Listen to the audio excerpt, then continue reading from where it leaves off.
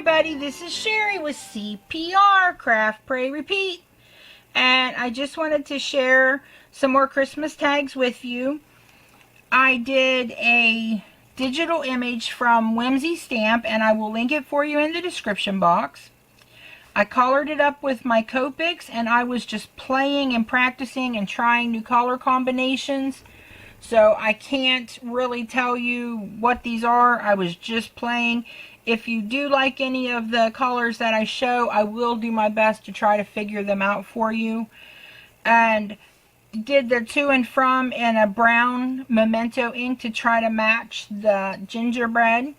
I used my white pan pastels to get the glint that you see, like the shine on the candy cane.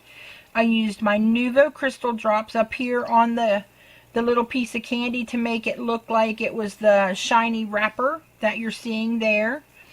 I used my Snow Rider for the icing on the gingerbread for here and everything. It dries in about 20 minutes. It doesn't take long at all. I used my black glaze pen for the eyes, my white gel pen for the nose, and then I put the Nuvo crystal glaze over top of it, and it makes a nice little dimensional bump there so the nose kind of stands out. Did some red bells that I purchased from AliExpress. Some red, white, and green twine that I got from Hobby Lobby, along with some red elastic cord, and I believe I got that from Hobby Lobby as well. So really easy to do.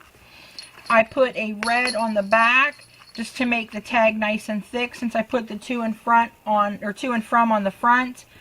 That, you know, just still made the tag nice and sturdy, but decorated the back so that you couldn't see where, you know, I had colored and it, you know, bled through in the paper.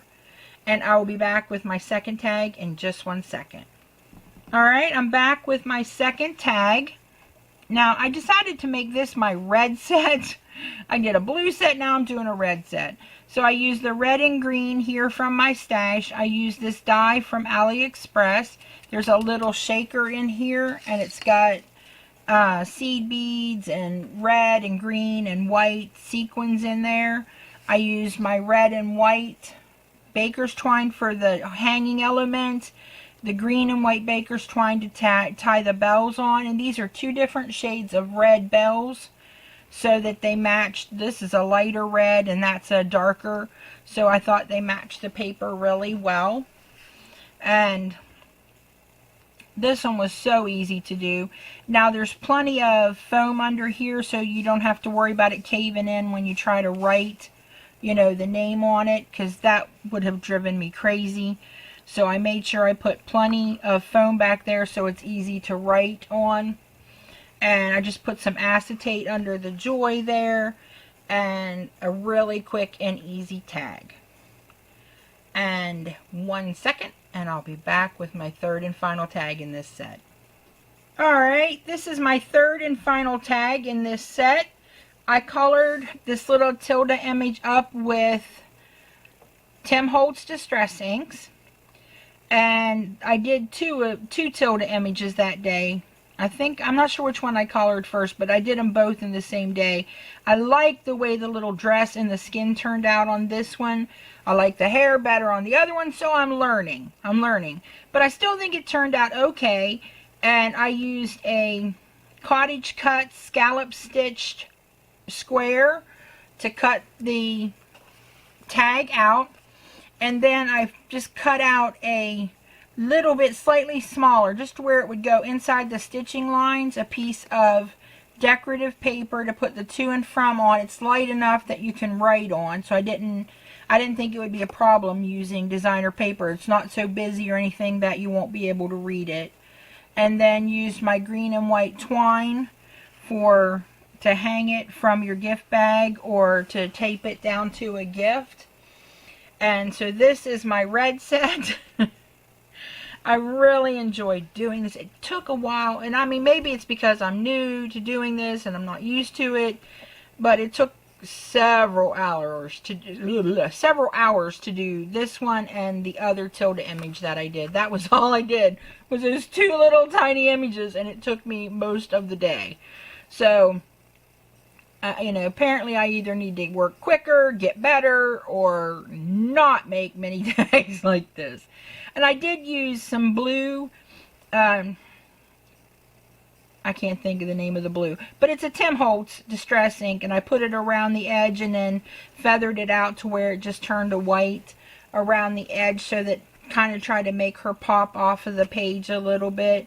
And I used Bristol smooth paper to do this on. I had heard it recommended by Tina Kappa, Cruise Crafty Bean, here on YouTube. So I went and tried that, and it worked really well for the distress ink. So, you know, if you watercolor, you know, it's not watercolor paper, so I wouldn't saturate it too much, but I didn't need to use much water to do these, so I think it turned out alright, and I was happy with it. It didn't warp the paper. I had it taped down to my board, so it worked out well. So if you want to give it a shot, I actually saw it on the, I believe it's the Magnolia channel. I will try to find the channel and link it, because that's who I saw doing it, and I thought, you know, I had those pens, some of the pens, and then I have, you know, all of the inks, and I thought, well, let me give it a try and see how it works for me, and I enjoyed it. So I will try to link their channel, because they show the lady actually coloring images, which I really enjoyed watching her, so maybe you will too. And so I will link it so you can check it out. Let me know which is your favorite, please. If you have any questions, leave them below. If you like this video, give it a thumbs up.